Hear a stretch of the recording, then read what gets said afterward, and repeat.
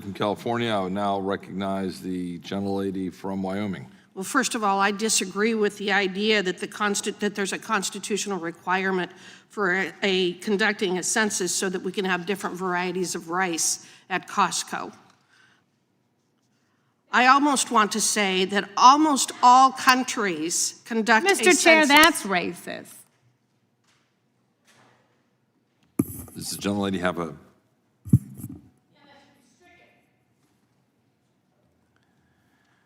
Does the gentlelady from Wyoming have a response? Rice or hamburger or any other food stuff, that isn't why we conduct a consensus.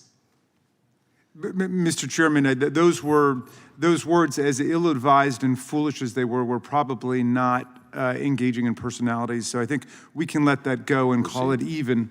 Yes, after Mr. Chair, I'll withdraw. I was using the terminology that Mr. Yang used, if you weren't listening.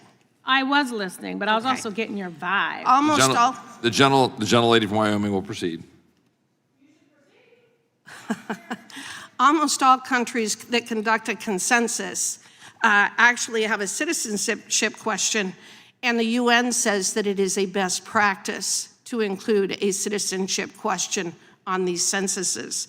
Countries that ask about citizenship are Canada, Australia, Ireland, Germany, and Mexico. The source of this is the New York Times. Mr. Mayfield, I'd like to focus on the Census Bureau's decision to utilize the differential privacy methodology for the first time in the 2020 census.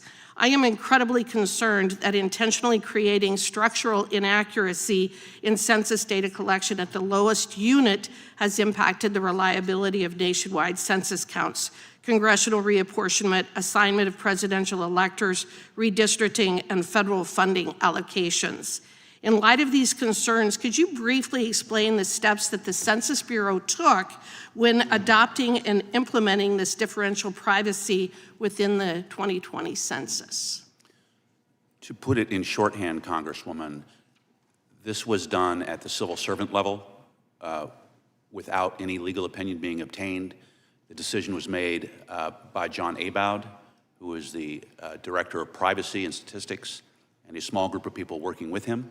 There was actually opposition from some other parts of the Bureau because the test repeatedly demonstrated that it would falsify data, including the block level that you mentioned, but anything below the state level.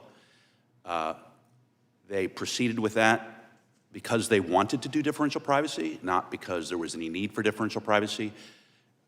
Data swapping, which was the method used in the previous 3 censuses, had always been adequate, and to this day, there is still no problem with it. There is a 2023 study by researchers from Harvard, NYU, and Columbia that finds that data swapping is just as good as differential privacy, but it doesn't alter the data. There was no reason to do this. Now, to give you an example of just how bad it is, again, this is post-use of differential privacy. That study found that the use of differential privacy, for instance, if you had 3 Hispanics on one block, could create a variance anywhere in the state of 0 Hispanics or 6 Hispanics.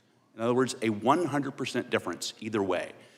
All of the data, as Mr. Miller alluded, below the state level has been subjected to differential privacy. Because of the way the algorithm works, it's a top-down algorithm, none of the data can be released in unaltered form. You cannot actually get the results of the survey below the state level. So you may know there are 9 million people in Indiana, but you don't know how many people there are in Muncie. You don't know how many people there are on Mayfield Street in Muncie. They cooked the books, and they did so intentionally. Is that a good way of describing it? That is accurate. All right. So they didn't follow the Administrative Procedures Act. They didn't put this out for notice and comment. They didn't solicit information from people, from statisticians or economists or even states or local governments about how best to do the census of counting their people, as to do as Mr. Yang says, which is to know how many people live in our country. They didn't do any of that? It's even worse than that, Congresswoman, excuse me. They didn't do notice of comment. There's a debate about whether or not that's required.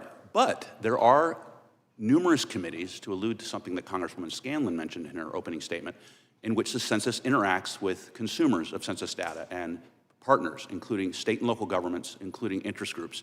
Every single statistical group objected to this by letter. Every single state, the National Conference of Legislatures objected. Maine objected. It's a blue state. Utah objected, a red state. The city of Alexandria, just across the border, very blue, objected. Maricopa County, very red, objected. The House Progressive Caucus, they were right, they objected. The Mexican American Legal Fund, they objected. The Native American tribes objected. Everyone knew, it was well known that this would not work.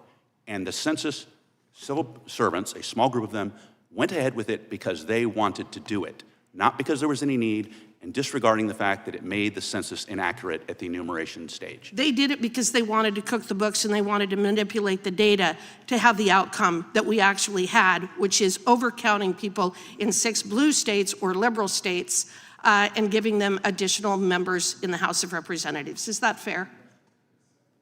If I might respectfully disagree with that poor part, I believe it was done out of professional pride because there was an obsession with using differential privacy. Several other speakers have alluded to the use of internet data and supercomputers, which is what John Abad mentioned. Congress does not exclude the use of outside data. If anyone here wants to grab census data and buy something from the internet or buy a credit card company's data and combine them, that creates no violation. There is no problem with doing that. Section 9 of Title 13 bars only the disclosure of personal data. In other words, your census form that you filled out for your house. The errors that have been attributed with respect to the number of people are based on post-enumeration surveys. In other words, the census does quality checks after the census, but those are models. They are not themselves enumerations, and they are no good or no better than the models and the data that's put in them. There are errors after every census that are believed. So what you do is you use that data to try to focus your next census and all your other data collections to make sure that you don't miss other people, that you don't overcount them. So it may be an educated guess that some states received more people and some states received fewer, but it is a guess. And it is certainly no better than the modeling that the people in the Bureau did. Okay, and I know that I am out of time. What I hope comes out of this hearing, however, is that we have solutions of what Congress can do to make sure that these inaccuracies are addressed and that we never have this kind of a mess again. And I also would ask unanimous consent to submit into the record what you need to know about the citizenship question in the census, July 2nd, 2019 by the New York Times. Without objection, that'll be entered in the record. I thank the gentlelady from Wyoming, and I now recognize the